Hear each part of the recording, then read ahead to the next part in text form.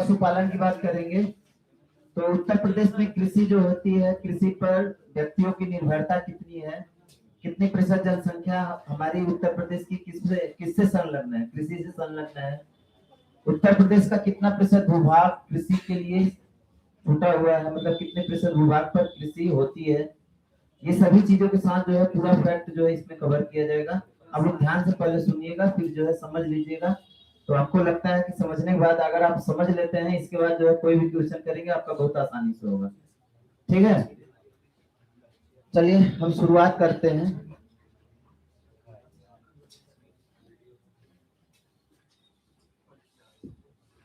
देखिए, अगर हम जो है बात करेंगे, कृषि की बात करेंगे, तो उत्तर प्रदेश की अर्थव्यवस्था का मूल आधार किसे बोला जाता है? कृषि को ही कहा जाता है, क्योंकि यहाँ के ज्यादातर लोग जो है किससे जुड़े हुए हैं? कृषि से जुड़े हुए हैं।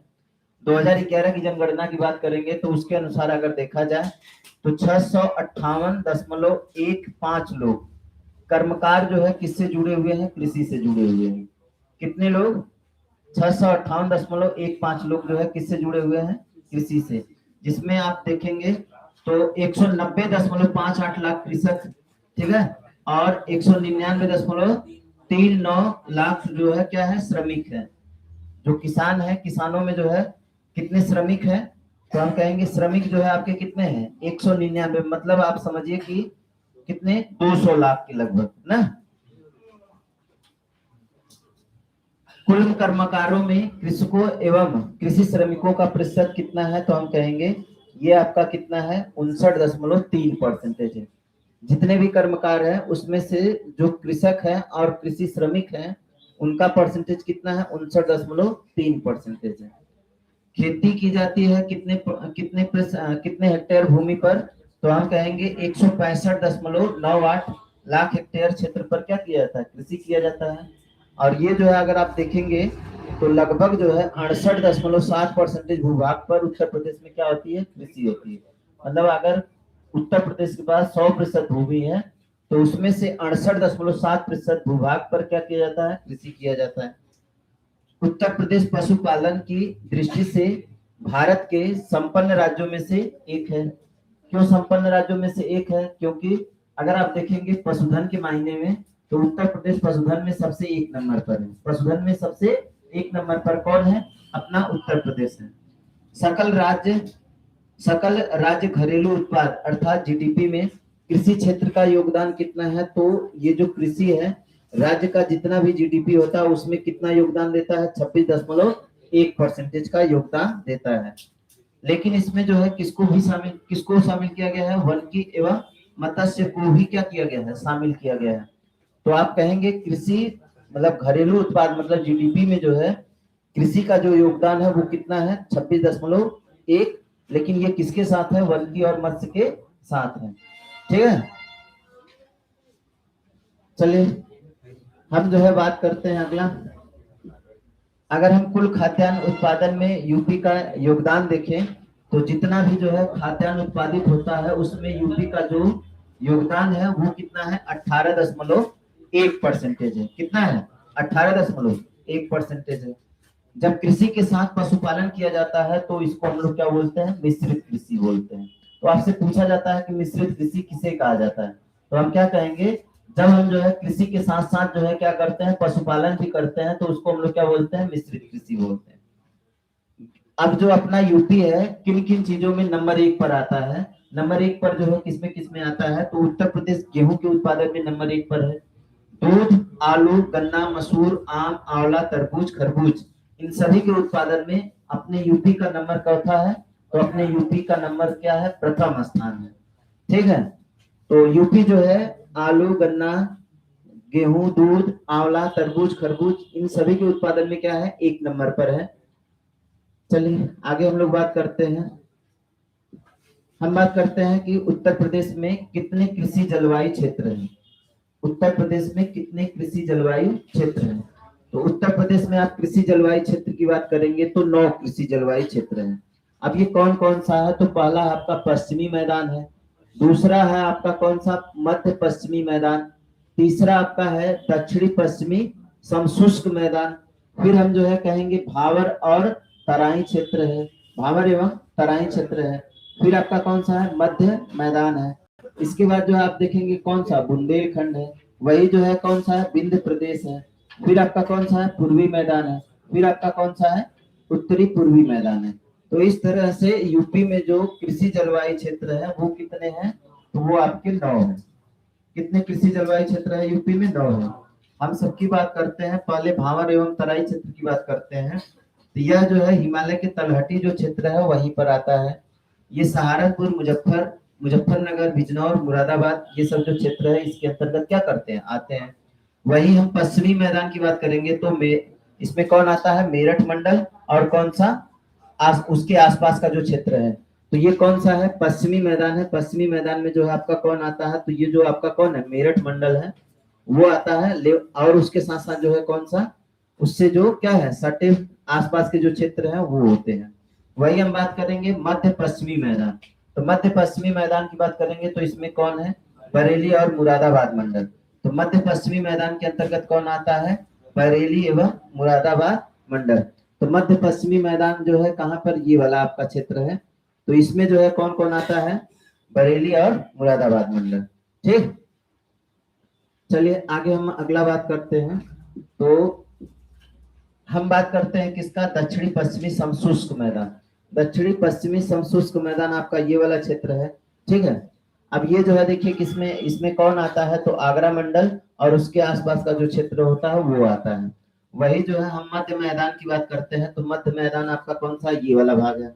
तो इसमें कौन कौन आता है, तो हम कहेंगे कानपुर है, कौन है, फतेहपुर है, लखनऊ है, और कौन, मतलब ये लखनऊ मंडल, फतेहपुर मंडल और कौन, कानपुर, ये सब जो है किसके अंतर्गत आते हैं, तो ये जो है आपके मध्य मंडल के अंतर्गत आते हैं। वही बुंदेलखंड प्रदेश की बात करेंगे तो ये जो बुंदेलखंड प्रदेश वाला ये वाला जो क्षेत्र है, बुंदेलखंड वाला जो क्षेत्र है, इसके अंतर्गत आने वाले जो भी मंडल है वो आपका किसके अंतर्गत आता है, इसी के अंतर्गत। तो ये आपका कौन सा है, झांसी है और चित्रकूट। वही जो है उत्तर पूर्वी की बात करेंगे तो इसमें जो है उत्तर पूर्वी में जो है आपका ये वाला क्षेत्र है, ये वाला जो क्षेत्र है इसके अंतर्गत कौन आता है, तो इसके अंतर्गत गोरखपुर मंडल सहित गोंडा तक क्या है, सीमित है। आगे हम लोग बात करते हैं कौन सा, पूर्वी मंडल, सॉरी पूर्वी मैदान। तो इसमें आपका वाराणसी, फैजाबाद, आजमगढ़, ये मंडल आ जाते हैं। इसके साथ साथ जो है प्रयागराज मंडल के कुछ क्षेत्र आते हैं, लेकिन पूरा नहीं आता है ना। वही जो है विंध्य प्रदेश की बात करेंगे तो इसमें मिर्जापुर, सोनभद्र, दक्षिणी प्रयागराज, ये सब जो है किसके अंतर्गत आता है, विंध्य क्षेत्र के अंतर्गत आता है। तो ये आपके उत्तर प्रदेश के कितने, 9 जलवायु क्या थे, 9 जलवायु प्रदेश थे या फिर क्षेत्र थे। ठीक है, उत्तर प्रदेश में कृषि की बात करेंगे तो उत्तर प्रदेश में जो कृषि है वो 3 भागों में डिवाइड की गई है। आप जानते हैं कि हमारे भारत में भी 3 तरह की जो है फसलें पाई जाती है। कौन कौन सी फसलें हैं, तो एक आपका है कौन सा, खरीफ, दूसरा है कौन सा, रबी, तीसरा है कौन सा, जायद। देखिए खरीफ की बात करेंगे तो ये जो वर्षा का मौसम होता है, बरसात का जो मौसम होता है, बरसात के मौसम में लगाई जाने वाली फसलें जो होती हैं उन्हीं को हम लोग क्या बोलते हैं, खरीफ बोलते हैं। एक और चीज ध्यान देना है कि ये जो खरीफ की फसल होती है इनको पानी की क्या होती है, ज्यादा आवश्यकता होती है। पानी की क्या होती है, ज्यादा आवश्यकता होती है। इसके साथ साथ जो है मध्यम तापमान का जरूरत होता है। कितने तापमान का, मध्यम तापमान का जरूरत होता है। पानी की ज्यादा जरूरत होगी और मध्यम तापमान होना चाहिए। किस वाले फसल के लिए, खरीफ वाले फसल के लिए। अब जो है रबी की बात करते हैं तो रबी जो है ये ठंडी का जो मौसम होता है, ठंडी के मौसम में जो भी फसलें लगाई जाती है वो आपकी क्या होती है, रबी की फसल। इनको देखिए पानी की जो जरूरत होती है कम जरूरत होती है, बहुत ज्यादा नहीं होती है, लेकिन मध्यम कैटेगरी में इनको पानी चाहिए होता है।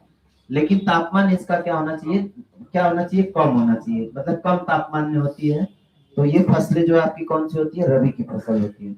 वही जो जायद की फसल होती है, जायद की फसल जो है ये गर्मी के मौसम में होती है। तो गर्मी के मौसम में जो भी फसलें होती है इनको पानी, मतलब देखिए उस समय पानी तो बहुत ज्यादा मिल नहीं पाएगा, तो पानी जो है बहुत ज्यादा नहीं, लेकिन हाँ थोड़ा बहुत तो चाहिए। इसमें जो भी फसलें होती हैं उन फसलों को, जो भी फसलें होती है वो फसलें ऑटोमेटिक उनमें पानी रहता है। जैसे कि ककड़ी, खीरा हो गया, ये सब जो है क्या होना, इस जो भी फसलें इन फसलों में देखेंगे तो क्या होता है, ये पानी के साथ होती है, मतलब इनमें पानी खुद होता है। जैसे खीरों को जो है देखिए पानी की मात्रा उसमें होती है। लौकी, ये सब जो आपके क्या किसके अंतर्गत आते हैं, इसी फसल के अंतर्गत आते हैं, किसके, जायद के अंतर्गत।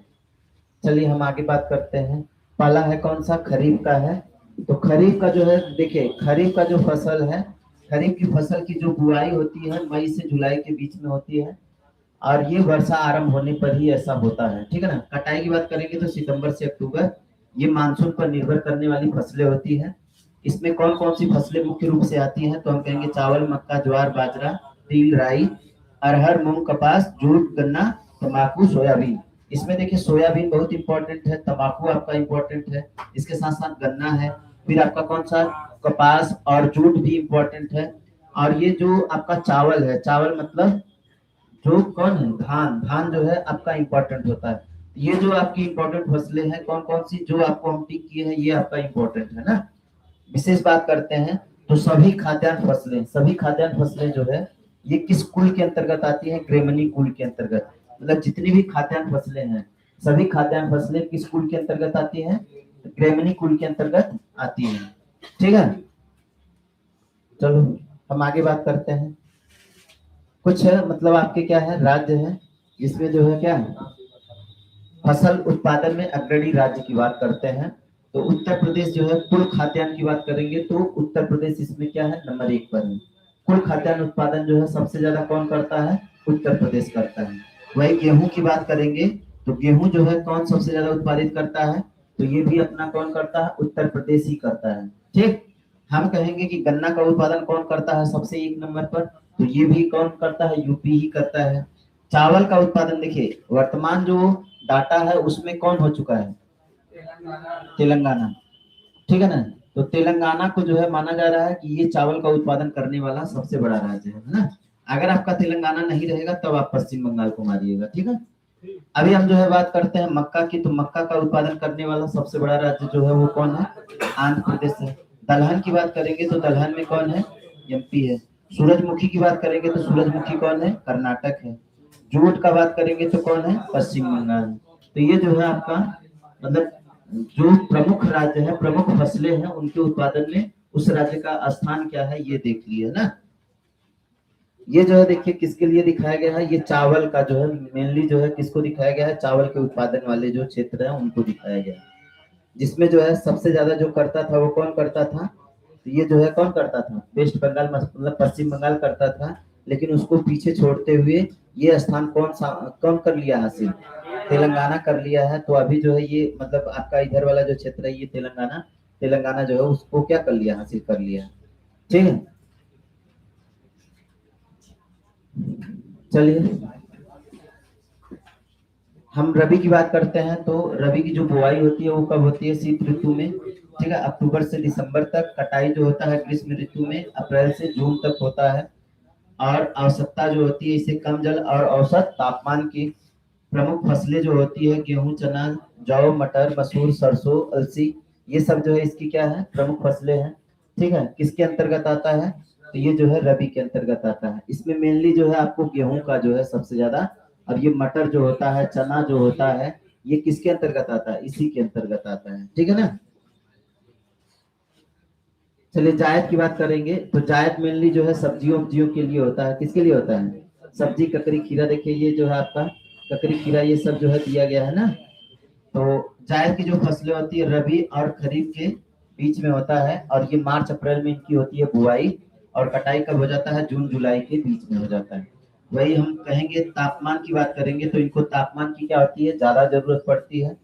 प्रमुख फसलें कौन है, ककड़ी, खीरा, तरबूज, खरबूज, लोबिया, पत्तेदार सब्जियां, ये सब जो है किसके अंतर्गत आता है, इसी के अंतर्गत आता है।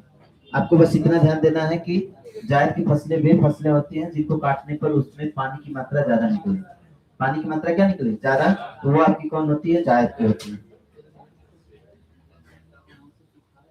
चलिए हम जो है बात करते हैं कुछ महत्वपूर्ण क्रांतियां हैं, जैसे कि ये जो आपकी कौन सी है, हरित क्रांति है। कौन सी क्रांति, हरित क्रांति। ये जो है किससे संबंध रखती है, खाद्यान्न से। किससे रखती है, खाद्यान्न से। और श्वेत क्रांति किससे संबंध रखती है, तो किससे संबंध रखती है, दुग्ध से। और वही जो है पीली क्रांति जो है किससे संबंध रखती है, तिलहन से। और नीली क्रांति किससे संबंध रखती है, मत्स्य से, ठीक है। लाल क्रांति का संबंध किससे होता है, टमाटर और मांस से। वही जो है गुलाबी क्रांति की बात करेंगे तो गुलाबी क्रांति का संबंध किससे होता है, झींगा या मछली उत्पादन से। अच्छा, ये जो है यहाँ पर कुछ और क्रांतियां जो है दी गई है जो आपकी इम्पोर्टेंट तो है ना, ये आपका इम्पोर्टेंट भी है, प्लस जो है इनके बारे में जो है पूछा भी जाता है। हालांकि हम यूपी जी के पढ़ रहे हैं तो इसको इतना डिटेल से नहीं, लेकिन आप लोग जो है इसको क्या करिएगा, एक नजर में देख लीजिएगा। जैसे हरित क्रांति है तो इसका किससे संबंध है, तो गेहूं और चावल के उत्पादन, खाद्यान्न उत्पादन से है। और इसके जनक जो माने जाते हैं वो कौन है, तो एम एस स्वामीनाथन माने जाते हैं। किसके, गेहूं के, मतलब आप हरित क्रांति के जनक समझ जाइए। श्वेत क्रांति की बात करेंगे तो इसका दूध से संबंध है। और वर्गीस कुरियन जो है इसके क्या माने जाते हैं, जनक माने जाते हैं। नीली क्रांति का मत्स्य होता है।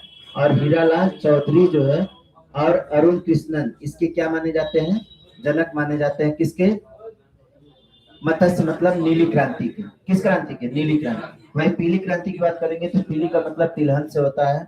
और तिलहन के जो है जो जनक है वो कौन है, तो हम कहेंगे सैम पित्रोदा है। कौन है, सैम पित्रोदा। वही जो है लाल क्रांति की बात करेंगे तो वो टमाटर और मांस से है। और विशाल तिवारी जो है इसके क्या है, जनक माने जाते हैं। गुलाबी क्रांति की बात करेंगे तो झींगा और झींगा मछली और प्याज से संबंधित है, दुर्गेश पटेल जो है इसके जनक माने जाते हैं। सिल्वर क्रांति या रजत क्रांति की बात करते हैं तो ये अंडा और मुर्गी पालन से होता है। तो इसमें जो है इसके जनक जो माने जाते हैं वो कौन है, इंदिरा गांधी है। ठीक है ना। सुनहरी क्रांतियां हम कहेंगे कौन सा, गोल्डन।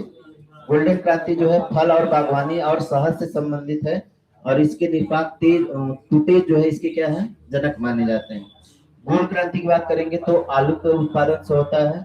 और इसको भारत में यूपी क्या है, अग्रणी है। अब कहेंगे इसका जनक, तो इसकी जनक की बात मत करिएगा। भूरी क्रांति जो है उर्वरक और किससे संबंधित है, कोको उत्पादन से है। वही जो है इंद्रधनुषी क्रांति, ये सभी क्रांतियों का सम्मिलन है। मतलब जितनी भी क्रांतियां हैं सभी क्रांतियों का क्या है, सम्मिलन है। किसमें, इंद्रधनुषी क्रांति में। तो आपका जो है ये पूरा क्या है, क्रांति है। हालांकि जो है ये केवल और केवल किसकी क्रांति है, कृषि की क्रांति है। बाकी इसमें कोई और चीज को नहीं रखा गया। चलिए अगला हम लोग बात करते हैं। अगला जो है आपका क्या है, उत्पादन प्रमुख फसल की बात करते हैं। तो प्रमुख जो फसलें हैं उनके बारे में हम लोग क्या करते हैं, चर्चा करते हैं। तो देखिए सबसे पहले जो बात करते हैं वो कौन सा है, गेहूं है। गेहूं की बात करेंगे तो इसका वैज्ञानिक नाम जो है, वैज्ञानिक नाम क्या है, तो इसका वैज्ञानिक नाम है ट्रिटिकम एस्टिवम। इसका वैज्ञानिक नाम क्या है, ट्रिटिकम एस्टिवम। हम कहेंगे कि ये जो गेहूं है, गेहूं का जलवायु कौन सा होता है, किस जलवायु में यह सबसे अच्छी तरह से क्या होता है, उत्पादित होता है। तो ये जो है कौन सी जलवायु है, समशीतोष्ण कटिबंधीय जलवायु इसको क्या चाहिए, चाहिए होती है। हम कहेंगे उत्पादकता, तो गेहूं की सर्वाधिक उत्पादकता कहाँ पर होता है, गंगा घाघरा दोआब क्षेत्र में होता है।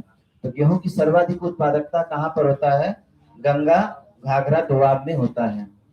उत्पादक क्षेत्र की, देखिए ये जो है यूपी की बात चल रही है ना, किसकी बात कर रहे हैं, यूपी की बात कर रहे हैं। उत्पादक क्षेत्र की बात करेंगे तो पर्वतीय एवं पठारी क्षेत्रों को छोड़कर संपूर्ण उत्तर प्रदेश में इसका क्या होता है, उत्पादन होता है। किसका, गेहूं का। हम बात करेंगे कि ऐसे कौन से प्रमुख जिले हैं जहां पर गेहूं का उत्पादन ठीक ठाक होता है। तो ये जो है आपका कौन है, मेरठ है, अलीगढ़ है, मुजफ्फरनगर है, सहारनपुर है, बुलंदशहर है, कानपुर। ये सभी जो है, मतलब जो भी आप ये समझ लीजिएगा कि जो भी गंगा से सटे हुए जिले हैं वो ज्यादातर जिलों में जो है गेहूं का उत्पादन जो है क्या होता है, ज्यादा होता है। ठीक है, गेहूं का उत्पादन क्या होता है, ज्यादा होता है। विशेष बात करते हैं तो प्रदेश की कुल कृषि योग्य भूमि के 24% भूभाग पर किसकी खेती होती है, गेहूं की। मतलब जितना भी खेती होता है ना उस पे 24% भूभाग पर जो है किसकी खेती होती है, गेहूं की। ठीक है, जो सर्वाधिक है। अब हम बात करते हैं शीर्ष उत्पादक जिले। तो आप देखेंगे तो जो गोरखपुर है, उत्तर प्रदेश का गोरखपुर जिला जो है गेहूं के उत्पादन में नंबर 1 पर है। तो उत्तर प्रदेश में सबसे ज्यादा गेहूं का उत्पादन करने वाला जिला जो है वो कौन है, तो हम कहेंगे गोरखपुर है। अब गोरखपुर क्यों है, तो आपको पता है कि यहाँ पर जो है पानी वानी ठीक ठाक जो है व्यवस्था रहती है, जिसकी वजह से यहाँ की मिट्टी जो है क्या है, उपजाऊपन है। और दूसरी चीज ये है कि यहाँ पर बस खाली क्या गेहूं का ही नहीं, गोरखपुर में गन्ने का भी उत्पादन क्या होता है, सर्वाधिक होता है। ठीक है ना। चलो चलिए हम भारत के प्रमुख गेहूं उत्पादक राज्य की बात करते हैं। तो देखिए उत्तर प्रदेश जो है क्या है, सबसे 1 नंबर पर है। उत्तर प्रदेश किस नंबर पर है? 1 नंबर पर है। मध्य प्रदेश, पंजाब, हरियाणा और राजस्थान, ये जो है आपके 5 ऐसे राज्य हैं जो क्या करते हैं, गेहूं का उत्पादन सर्वाधिक करते हैं। तो उत्तर प्रदेश, मध्य प्रदेश, पंजाब, हरियाणा और कौन? राजस्थान। ठीक है।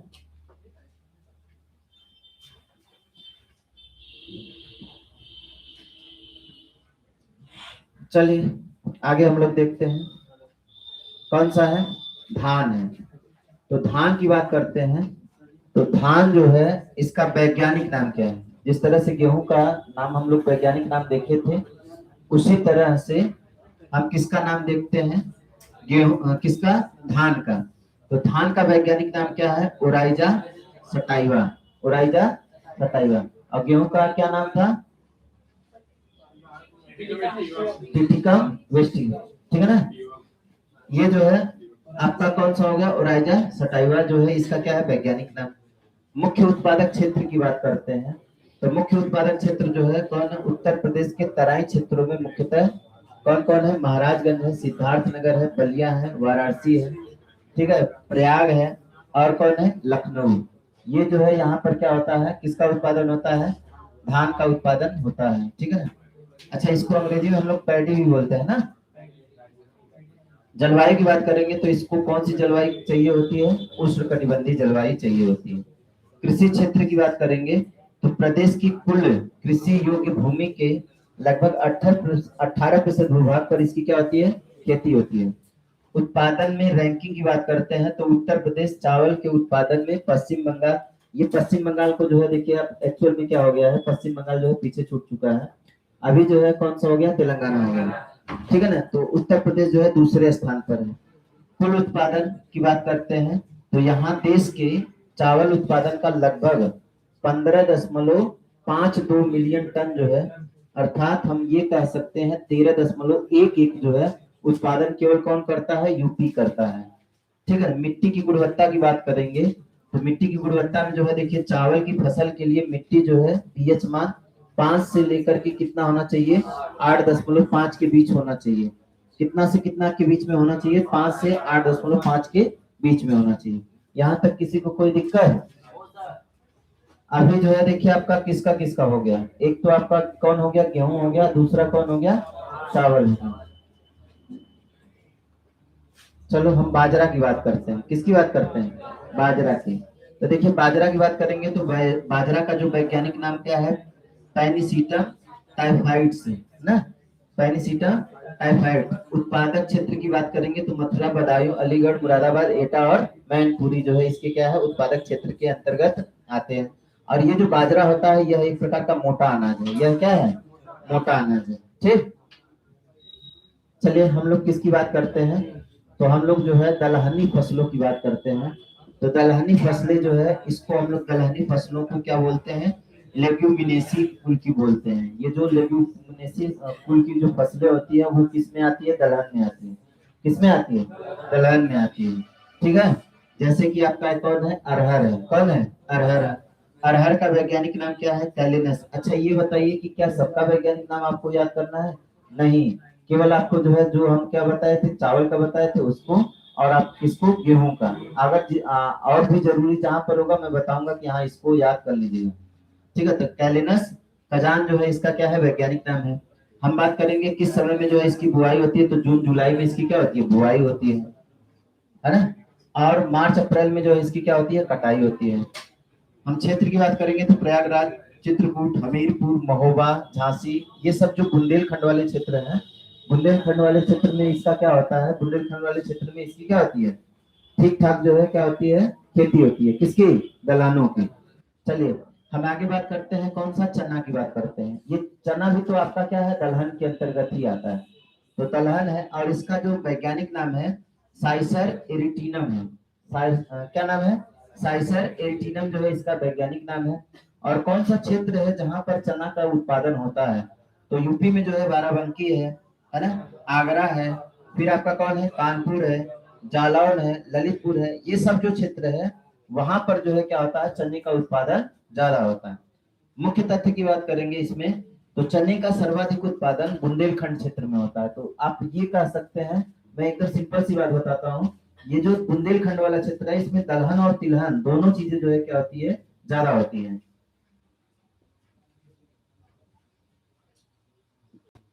चलिए अगला बात करते हैं हम लोग तिलहन की। तो तिलहन जो है, तिलहन के उत्पादन के लिए कौन सी क्रांति आई थी भाई? पीली क्रांति आई थी। कौन क्रांति आई थी? पीली क्रांति आई थी। पीली क्रांति में जो है सबसे ज्यादा जो प्रभाव रहेगा, मतलब किसको सबसे ज्यादा जो है देखा जाता है, तो सरसों को देखा जाता है। और आप जानते होंगे कि उत्तर प्रदेश या भारत की बात करेंगे तो सबसे ज्यादा तिलहन के रूप में प्रयोग की जाने वाली जो फसल है वो कौन सी है? सरसों ही है। ठीक है, तो सरसों की बात करते हैं, इसको अंग्रेजी में हम लोग मस्टर्ड बोलते हैं। और इसका वैज्ञानिक नाम जरूर आपको याद रखना है। जैसे आपको गेहूं और चावल का बोले थे, वैसे ही इसका भी आपको वैज्ञानिक नाम याद रखना है। क्या नाम है? तो ब्रेसिका कंप्रेस्ट्रिस ना, कंप्रेस्ट्रिस होता है। किसका नाम? सरसों का। क्षेत्र की बात करेंगे, किस क्षेत्र में जो है इसकी खेती होती है? तो पूरे प्रदेश में इसकी खेती होती है। ऐसा नहीं कि किसी क्षेत्र में देखा जाए, ये पूरे प्रदेश में होती है। लेकिन जो मध्य पश्चिमी वाला भाग होता है, मध्य पश्चिमी भाग वाला होता है, विशेष रूप से वहां पर खेती इसकी ज्यादा होती है।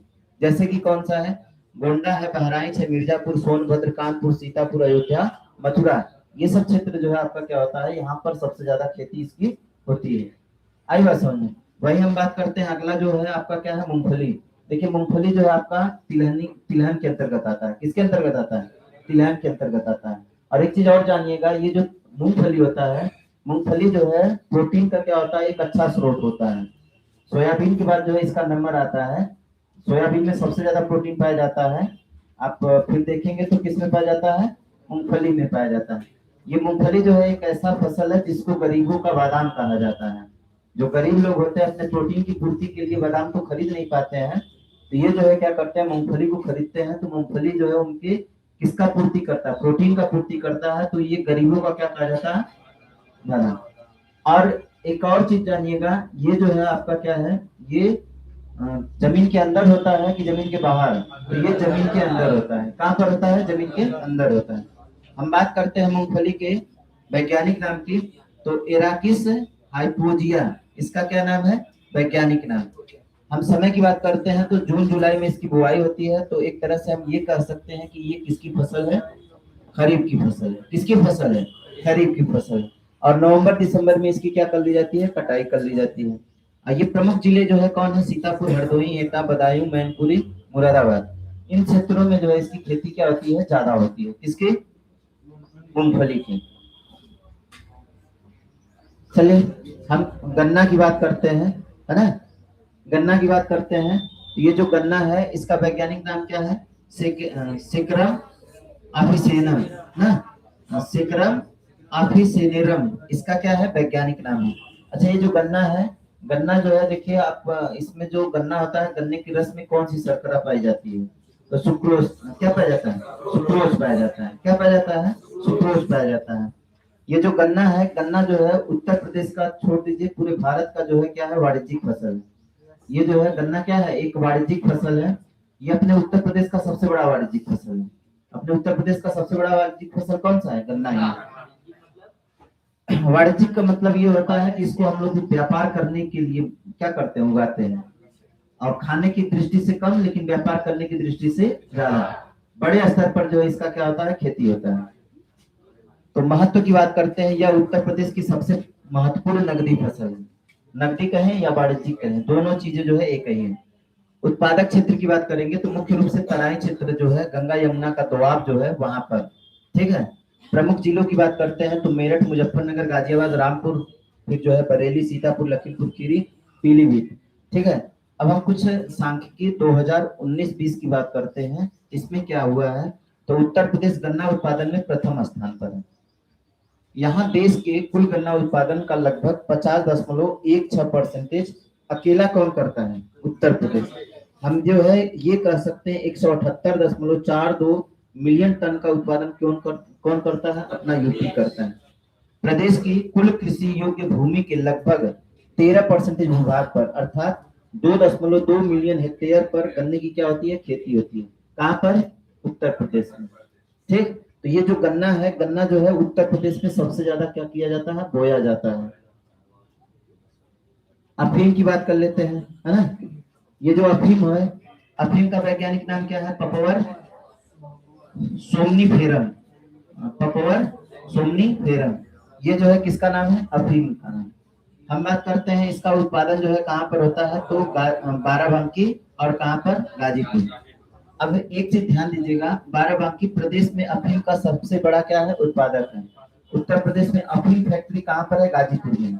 उत्तर प्रदेश में अफीम फैक्ट्री कहाँ पर है? गाजीपुर में। यही लिए गाजीपुर में नशेड़ी है क्या है? बिल्कुल भाई, कोई भी जो है नशीली चीजों को जो है क्या करेंगे? बेचेंगे, उसके लिए बिना लाइसेंस का नहीं कर सकते हैं। अन्य महत्वपूर्ण बागवानी फसलें हैं, जैसे आंवला है, तो आंवला के उत्पादन में जो है कौन है? प्रतापगढ़ और प्रयागराज। लीची की बात करेंगे तो सहारनपुर और मेरठ है। वही संस्थान की बात करेंगे तो भारत का पहला बागवानी कॉल सेंटर केंद्रीय उपोष्ण बागवानी संस्थान कहाँ पर खोला गया है? लखनऊ में है। ठीक है। गठन बात करेंगे इसका कब हुआ है? तो 1974 में। उद्यान एवं खाद्य प्रसंस्करण विभाग का गठन किया गया है। कब किया गया है? 1974 में। तो ये जो है आपके क्या है, ये सब जो है आपकी अन्य, जैसे आंवला की बात करेंगे तो आंवला जो है आपका विटामिन सी का एक अच्छा स्रोत माना जाता है। और ये जो है प्रतापगढ़ जो होता है इसका उत्पादन जो है सबसे ज्यादा करता है। प्रतापगढ़ क्या करता है? इसका सबसे ज्यादा। वही लीची की बात करेंगे तो सहारनपुर में इसका उत्पादन सबसे ज्यादा होता है। ठीक है। बाकी जो है कुछ फैक्ट थे आपके, संस्थान की बात थी। तो भारत का पहला बागवानी कॉल सेंटर जो है कहाँ पर खोला गया? लखनऊ में। वही जो है सन 1974 में उद्यान एवं खाद्य प्रसंस्करण विभाग की क्या की गई? स्थापना की गई। कब? 1974 में।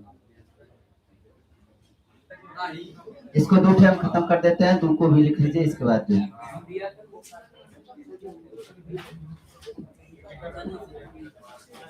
चलो ध्यान दो, इधर इधर इधर आ जाओ। बस यही दो ठो पढ़ा दे रहा हूँ, खत्म हो जाएगा ये। आप लोग आराम करेंगे, नहीं तो फिर जो है कल वाले में तई सब क्या बचा रहेगा? आम बचा रहेगा, एक ठे कौन? महुआ। अब आम महुआ को लेकर के परेशान रहेंगे ना। तो अभी जो है इसको मैं खत्म कर दे रहा हूँ। पशुपालन वाला जो होगा कल करवा देंगे। ठीक, चलिए अगला हम लोग बात करते हैं किसका? बागवानी फसल की। तो बागवानी फसल में जो है देखिए, हम उन फसलों को रखते हैं जिन फसलों को हम लोग कहाँ पे लगाते हैं? अपने आसपास के क्षेत्रों में लगाते हैं, जिसका मुख्य उद्देश्य होता है उससे कुछ न कुछ अर्जित करना, जैसे कि फल अर्जित करना, या फिर जो है फल अर्जित करना, या फिर फूल वगैरह, ये सब जो है हम कुछ जो है क्या करेंगे? उससे अर्जित करेंगे। आसपास के जो पेड़ पौधे होते हैं उसको हम लोग क्या बोलते हैं? बागवानी बोलते हैं। एक तरह से जिसका हम बगीचा बनाते हैं वही आपकी क्या होती है? बागवानी। तो बागवानी में जो है आपका कौन आता है? आम है। आम की बात करेंगे तो ये अपने यूपी का जो है क्या है? यूपी का राजकीय फल जो है कौन सा है? आम है। अब भारत का राष्ट्रीय फल आम। तो मतलब एक तरह से देखिए कि आम की जो है कुछ न कुछ उपयोगिता होगी। अभी हम जो है अगर आम की बात करते हैं तो आम जो है जब कच्चा होता है तो इसमें विटामिन सी पाया जाता है, लेकिन ये जब पक जाता है तो इसमें विटामिन ए पाया जाता है। पक जाता है तो कौन सा? विटामिन ए, और कच्चा रहता है तो सी। ठीक है। चलिए हम उत्पादक जिलों की बात करते हैं तो कहाँ कहाँ पे इसका उत्पादन होता है? तो लखनऊ में होता है, बुलंदशहर में होता है, बागपत में होता है, सहारनपुर में होता है, मेरठ में होता है, गाजियाबाद, और कहाँ पे? कानपुर में। कुछ जो है आम की कुछ प्रजातियां हैं, वो कौन कौन सी प्रजातियां हैं? जैसे कि दशहरी आम है, लंगड़ा आम है, रतौल आम है, फिर आपका कौन है? सफेदा है, वही जो है चौसा है, फिर जो है गुलाब खास है, और कौन है? मलिहाबादी सफेद। ये जो है कुछ आम की क्या है? किस्में हैं। वही जो है एक ब्रांड जो है बनाया गया है उत्तर प्रदेश का, मतलब उत्तर प्रदेश का एक ब्रांड बनाया गया है। कौन सा ब्रांड है? जिसका नाम क्या है? नवाब ब्रांड। प्रदेश में उत्पादित आम को देश के विभिन्न शहरों में नवाब ब्रांड के नाम से क्या किया जाता है? प्रचारित किया गया है। किसको? आम की एक प्रजाति है जिसका नाम क्या है? नवाब ब्रांड। प्रशिक्षण केंद्र की बात करेंगे तो आम का जो प्रशिक्षण केंद्र है, आम के लिए प्रशिक्षण एवं प्रयोग केंद्र की स्थापना कहाँ पे किया गया है? लखनऊ में किया गया है। कहाँ किया गया है? लखनऊ में किया गया है। कुछ जो है आम की क्या है? प्रजातियां हैं, मतलब किस्में हैं, वो कौन कौन सी है? तो आपका एक आम की प्रजाति लखनऊ में प्रचलित है जिसका नाम क्या है? मलिहाबादी और दशहरी आम। तो मलिहाबादी आम और दशहरी आम जो है कहाँ से है? लखनऊ से है। वही जो है वाराणसी का जो प्रचलित आम है उसका नाम क्या है? लंगड़ा आम है। ठीक है ना। फिर जो है मेरठ और बागपत का जो प्रचलित आम है उसका नाम क्या है? रतौल नाम है। ठीक है। वही सहारनपुर में सफेदा और चौसा, ये सहारनपुर में कौन सा है? सफेदा और चौसा प्रजाति का जो आम है वो क्या है? प्रचलित है। वही जो है हम क्या करते हैं, अमरूद की बात कर लेते हैं। तो अमरूद में आप लोग जानते करते हैं ये भी बागवानी में ही आता है। और ये जो प्रयागराज है, प्रयागराज का मतलब कहाँ का? इलाहाबाद का जो अमरूद है ये सबसे प्रचलित अमरूद माना जाता है। कहाँ का? इलाहाबाद का। ठीक है। तो अमरूद, अच्छा हाँ एक चीज और बताइएगा, ये जो अमरूद होता है, अमरूद किस विटामिन का स्रोत अच्छा होता है? तो ये विटामिन सी का अच्छा स्रोत होता है। इसके साथ साथ जो है इसमें क्या पाया जाता है? फाइबर युक्त होता है ये, इसमें फाइबर की मात्रा ज्यादा होती है। इसमें अमरूद में आयरन मिलता है कि नहीं? तो अमरूद में आयरन भी मिलता है। अमरूद में क्या मिलता है? आयरन भी मिलता है। इसके साथ साथ जो है अमरूद में पोटेशियम मिलता है और अमरूद में कैल्शियम मिलता है। ये सब जो है मिनरल आपके किस में पाए जाते हैं? अमरूद में पाए जाते हैं। ठीक है ना। चलिए हम जो है अमरूद की बात करते हैं। तो इसके प्रमुख उत्पादक जो जिले हैं वो कौन कौन सा है? तो हम कहेंगे प्रयागराज है, कौशाम्बी है, बदायूं है और कौन है? कानपुर है। वही प्रमुख किस्मों की बात करेंगे तो यहाँ पर जो है जैसे सफेदा जो है आपका कहाँ पे था? आम में भी था तो इसमें भी है। सफेदा है, हाफजी है, करेला है, प्रयागराजी सफेदा है, लखनऊ 49 जिसको हम लोग सरदार बोलते हैं। ठीक है। ललित मूर्खा ये जो है किसकी? अमरूद की प्रजाति है। ठीक है ना। प्रशिक्षण केंद्र की बात करेंगे तो अमरूद के लिए प्रशिक्षण एवं प्रयोग केंद्र की स्थापना कहाँ पे किया गया है? प्रयागराज में किया गया। तो ये जो है क्या है? प्रशिक्षण केंद्र कहाँ पर है? प्रयागराज। जैसे आम के लिए प्रशिक्षण केंद्र कहाँ पे था? लखनऊ में। वैसे ही अमरूद के लिए जो प्रशिक्षण केंद्र है वो कहाँ पर है? प्रयागराज में।